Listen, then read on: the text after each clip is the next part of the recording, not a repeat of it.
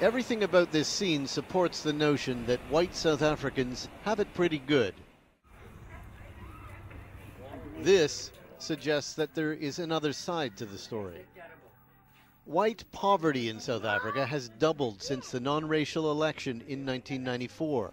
People like Elza B Blacknot are stepping in to help. She goes door to door in poor white areas with bags of food. When I first met Sis and her family, they were all sleeping on the floor. They were on the cement. They had no beds, they had no furniture, they had absolutely nothing.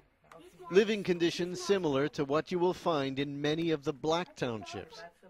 This tiny house is a home for 2 families.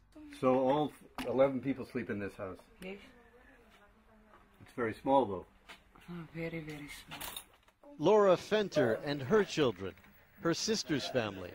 Her mother, Petronella Casimir, lives here too, and they all survive on her $94 a month pension. Petronella believes there's only one reason why they are in this desperate state. It started, she says, when the black government came to power 15 years ago. In the past, we were the apartheid years, and it's the white people put them down, and that now it's their time to put us down. It is a common feeling among white South Africans who have fallen on hard times. They are the victims, they say, of affirmative action, or what they call reverse discrimination. Virtually every person in this room feels that way. They all lived and worked during the apartheid era. They are left with meager pensions and come to this community center twice a week for a free meal. They don't talk openly, but ask a few questions and the bitterness rises. I'm sorry, but it's the truth. The black, sorry, it's the truth. It's getting the job. The white people is staying behind. First the black and then the white, and that is the truth.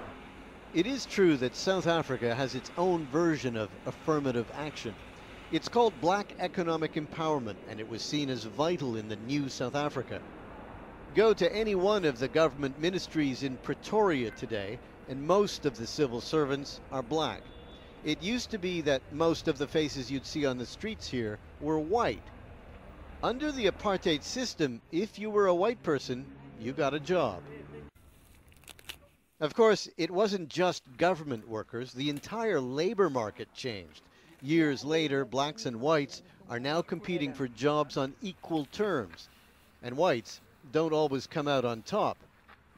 In a country where the vast majority of poor people are black, it seemed wrong to talk about a few poor white people. Yeah, I was shocked because Really? I couldn't believe it. Why? Why? Because, you know, in the apartheid, whites used to get everything and blacks were the one who were suffering. So it was a shock to see that. And how did you feel when you saw it? How did it make you feel? I felt uncomfortable because I couldn't believe it. You know, it's okay with blacks because we're used to it, but whites, it's unbelievable. Did you feel sorry for them? Yeah, I did feel sorry for them. Traveling around, speaking with people in the black community, we were told that when it comes to poverty, color shouldn't matter.